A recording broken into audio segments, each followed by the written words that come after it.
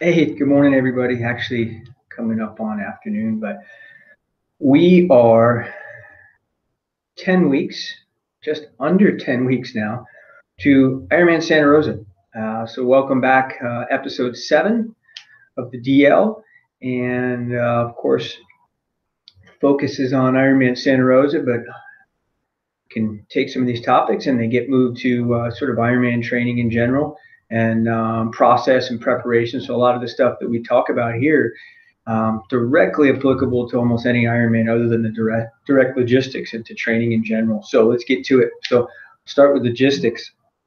And last time that we had an episode, I talked about giving you some insight on training on the roads here, and I skipped over that because it got a little bit long last time. So the first thing I want to talk about on the logistics side of it, which we talked last time about coming and training in Sonoma County, is cycling on our roads here. We have beautiful scenery and beautiful terrain to train on, but our roads have very little to no shoulders. Even some of our country roads, per se, you want to call them that, some of the roads that you'll be racing on and in turn be training on, some of you, like roads like Chalk Hill Road, smaller roads like Mark West Station, even West Side Road. There's no shoulders on any of those roads. So a lot of the roads we have zero shoulders on them. We ride a lot on them, but I think the biggest thing that when you come up here is be aware of that. Ride as far to the right as you can on those roads because there's wineries on those roads, there's traffic on those roads. And one thing we can all do as cyclists to keep sort of the love between the community and the cars and the cyclists is not ride too abreast and excuse me, and not ride in the middle of the road. It's the best thing that we can do. Be friendly with our cyclists, and it goes a long way. Some things we'll do is just give a friendly wave when a car is patient and they pass us, and do that kind of thing. So help spread that around for us, and want you to be safe out there, but also have a good relationship with our vehicles and our other local businesses that are out on our course. So if you can do that, it'd be terrific. If you come up in a group, spread that around with your group, ride single file, don't ride too abreast. And there are some areas that you'll get with bigger bike line where you can do that and you can regroup, but that would be the best thing that you do as far as cycling here. The second thing is it's this coming weekend, which is the weekend of, I guess that's the 10th and 11th and 12th. So coming up this weekend is there's another event that's like they call a barrel tasting weekend. So there's a lot of wine traffic starting late morning, and so you get buses and limos, but also personal vehicles. And a lot of people have been out drinking, so it's a lot busier, a lot more traffic on those winery roads. So either skirt that this weekend, wait for another weekend. The weather's going to be so this weekend. Doesn't look great. Doesn't look horrible like last weekend, but maybe think about that. So let's move to, usually we do a course and a training component. And I want to kind of melt those together and really talk about how you can do your training to match the course that you're going to be training on. Now I want to go backwards a little bit. We'll start with the run because it's in some ways it's the easiest thing on this course to deal with, only in the sense not the distance but the course itself. For the most part, it's reasonably flat. So when you get into your final components of training, and right now we're at 10 weeks, and earlier in our episodes talked about where your influential training really hits. And not that the training 10 weeks ago didn't matter, because you want to layer it up and have a good foundation, but we're at a point now 10 weeks down into about 2 weeks where really influential training. So training gets to be a little more specific. That said, so for running, not all your runs have to be done this way, but the run course is flat. So the closer you get to the event, the more those runs, your specific runs, your key runs, your focus runs should be on flat terrain. So you get a good feel of how you manage that. Sometimes flat terrain is difficult because you don't get what I'll call a muscular reset or a change of muscle groups or muscle fibers running uphill or running downhill. We get a little bit of that, and I talked about it in the previous episodes when you talk run courses, that it's actually good when you get the little hills on our course that get you up and over and off of the bridges that connect the creek paths.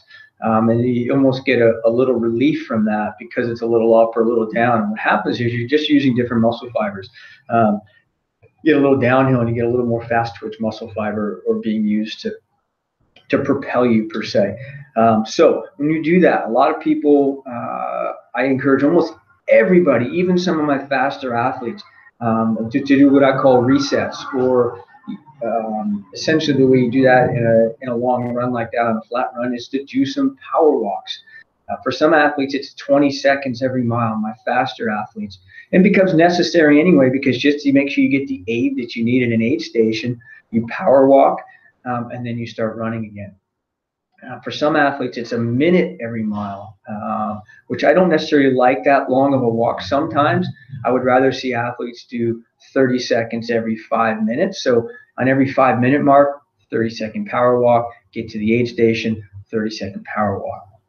It gives you a muscular reset, lets your heart rate settle, lets you ingest fluids, it lets you ingest calories, gives you, some people, a mental break. It also sort of stretches out and prolongs your muscular endurance. And I think it's really valuable. I do see a lot of athletes will say, "Oh, my goal is just to run the whole marathon, not to walk." And there's no badge of courage for running the whole marathon. The idea is you want to get from point A to point B as quick as you can do it without any trail off, or as little trail off as possible, or pace fade. A lot of people run 10 miles really, really well, and then the pace fade falls off after 10 or 13 miles. Really, really common. So the idea is try to hold that steady, whatever you run, for a steady pace across the whole thing. So do that in training now. If you're going to do it on race day, do it in training now. Do those power walks. And the way that I advise those is make them purposeful. They're not strolls, but they're quick, and it's still a quick tempo when you do it. And when you do it in an aid station, the way that I encourage athletes to do it is, if you're going to walk the aid stations, pick an exact time that you're going to walk in that aid station. So when you look at your watch, it's 30 seconds, it's 40 seconds, or whatever the number is you feel helps you run consistently. Do that. My preference is that you do it off the back half of the aid station, because what happens is you say, "Oh, I'm going to walk 30 seconds at every aid station," or "I'm going to walk the aid station." And what happens is, as the race goes on, those walks get longer and longer and longer. Instead of getting to the aid station, you start to see the aid station, then you walk. And then you walk all the way through the aid station, and your 40-second walks become hour, minute and 30 seconds, etc. So what I like to do is have athletes grab stuff, walk out the back of the aid station, to take what they need in it, maybe start to take a little fluid while they're in it, then stop and walk and take your whatever else that you want to do, and then on your time gap or your time set, start to run again. So that's what I call a reset, and you can do it on this flat course. It's perfect for a flat course especially. So think about it, see how that adapts into your training. So cycling is a little bit different. Matching this course, which is no real long sustained climbs, but shorter climbs. Some have steep little pitches, a lot of sustained semi-flat sections and rolling sections. And here's the biggest thing, and I said this previously, a lot of people are getting hung up on certain climbs, and does this one have 4% or 6% or 7%? And the reality is you have to train your physiology the way that you want to train it. Do your training and be ready for the demands that your body needs across an Ironman. Understand the course and make sure you have the gearing on your bike to get over the climbs. If you're not willing to invest in a new cassette to make sure that you can get over the climbs within the range of power or effort or heart rate that you want to do it, then you've got to prepare that you're going to have to go harder over some of these climbs. So when you do that, think about that. The reality is you're going to have a window of heart rate or power or perceived exertion that you want to operate in, and just make sure that you have the gearing. So the reality is it doesn't matter how hilly the course is or how steep it is. If you have those other things, unlike running, you have gears and you can go easier, you can go harder based on the course. So be able to do that. And in a cycling course like this, which I think is phenomenal that it's not flat, is that those are your resets. That's a good reset in cycling. Up a hill, down a hill. It automatically, you can change your cadence to keep it within the heart rate or power range that you need. Downhill, headwind, tailwind. You can change all those things because when you get a little hill, you get to sit up. You change muscle groups a little bit. If you change your cadence, you get a little reset. Slightly different muscle fibers used. So in your training, train different cadences. The athletes that we work with, we do a lot of indoor trainer workouts, and they're scripted to the workout. So cadence changes, effort changes. So it's not just one heart rate zone, zone 2, zone 1, whatever, for these just long, prolonged periods of time. And even if there are prolonged periods of the same effort, whether it be heart rate or power, there's cadence changes within that. That's one of the biggest mistakes that athletes make. They train a really tight window of effort, and it never changes. So those within cycling, that will be my recommendation of matching the course to you. Understand your physiology that you need. Make sure you have the gearing, and make sure you have some training at different cadences. So when you get tired late in the race, or even midway through the race, you can change your cadences or be able to match it going up or downhill. Swimming is a different one. Obviously, you have to be able to swim the distance. And on race day, doing resets is difficult because you've got people around you. I've heard people recommend when you do the resets that you can be swimming freestyle, your normal freestyle, and you could stop and do breaststroke for a few seconds or whatever it is. And that's it's not a bad idea, but if you do that, you have to be careful there aren't people behind you because someone's going to just swim right up backside. So if you plan to do something like that, which I actually think is not a bad idea, make sure you're either inside or outside a line where you can do that easily. The other thing too is to change pace. And it's not a huge pace swing, but it can just be, 5% harder, 5% easier, 2 or 3% harder, 2 or 3% easier, and then back to your normal tempo. It will help you get a little muscular resets, like different muscle fibers get used, and you just don't say burn out, for lack of better terms or lack of scientific terms, a particular system or muscle fibers. Now in training, it's easy to do in the pool. You can do it in the open water too.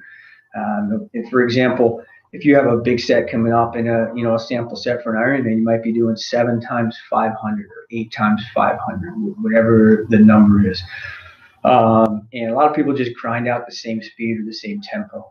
You can change the effort levels on the 500s themselves. One of my favorite things that I like to do and started incorporating into athletes' trainings now as they're getting closer to the race is we might do, instead of 7 by 500, we'll do 7 by 400.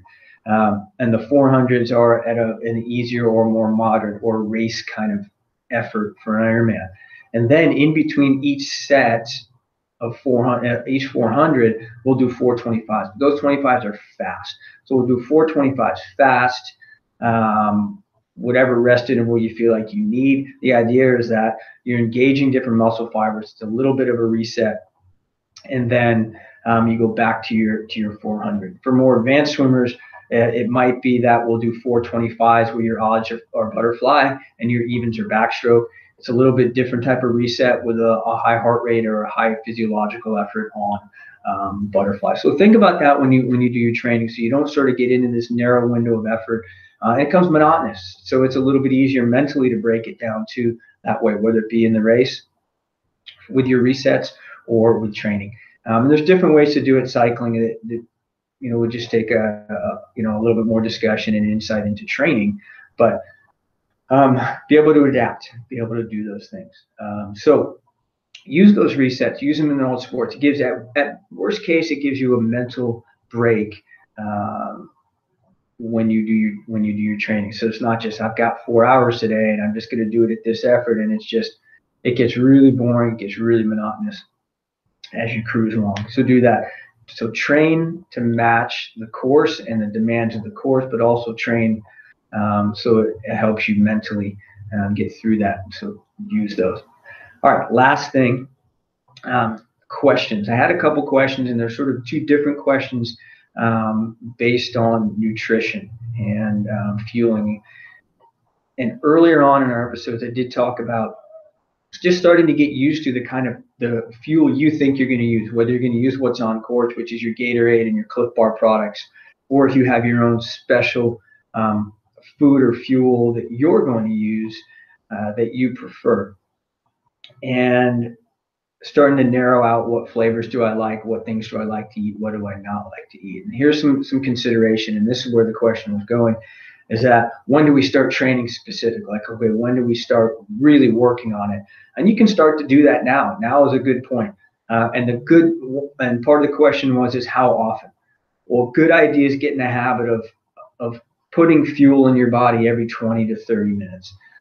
Your body's going to handle that way better than one big fueling every hour. You're going to have more fluxes in energy, et cetera, if you do that. So sometimes even every 15 minutes, you can do that. So every 15 to 20 minutes, influx of fuel and hydration can just be continuous as you go based on what your needs are and what the day of training or the day on race day brings.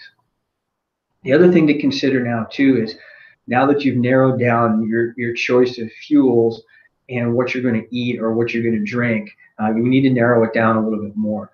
And the way to do that is do some training and fueling at the same time. I see so many people, they don't eat or drink until they stop, or they stop to eat or drink. And what happens when we do that is when we stop, our heart rate drops, we get more blood into our stomach, and it's easier to tolerate what you put in. So get in the habit of fueling now more often without stopping. I'm not saying don't stop, because you have to stop, go to the bathroom, refill bottles, that kind of thing. There's nothing wrong with that. But make sure you're training under the stresses that you're going to feel race day. So specific effort that you're going to do on race day and fueling it at the same time. And what you might find is that certain things are going to work just fine 2 hours into a training ride or a specific ride. And then those things that work really well early on, they might not work late because your stress levels get high. You're shunning more blood away from your stomach, and those things don't absorb.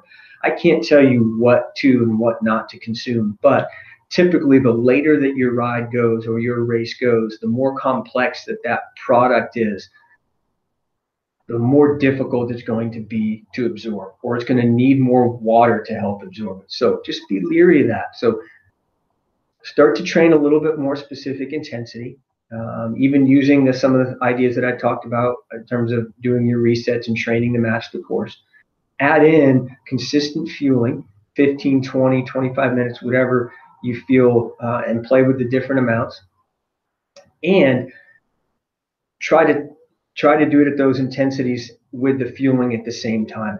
And you might start finding out that, hey, this flavor of gel or block or cookie or waffle, whatever it is, works in the first hour or two, but gosh, in hour 4, I can't tolerate a flavor or a product, whatever it is. And the same thing goes. A lot of you hopefully are doing transition runs after your longer bike rides now, and the stresses of that. So typically you get into the run, and a lot of times you can do these runs, you're doing short transition runs, they might be 20 or 30 minutes, and they're not a problem where you might be able to get off the bike and just kind of slog through them and be fine. But at some point you have to start being able to try to eat or drink a little. So get in the habit of carrying a little bit of water with you, and Cliff Blocks, which is a good one. A lot of people like a Cliff Block every 10 minutes. Or if you're going to take gel, whatever you think it is, try to start to insert a little bit of that into the run and see what happens. See how your stomach tolerates that. See how you tolerate that, because we have to figure that out at some point, and we need to start to slowly narrow it down so that when you get to about 4 weeks out, 5 weeks out, you know exactly what you're going to take, when you're going to take in the time of the race, and have some alternatives in case stuff doesn't work. So, all right, that's what I have for episode 7 of the DL. Weather is, oddly enough, in March has turned more wintry here than it was in February. We had really great weather in February. So we're less than 10 weeks out, which is a ton of time for that weather to change. Lake Sonoma is still not ready for any swimming, and it's going to be at least another month to do that. And is going to be good. May is a really beautiful time of year here to train and race. So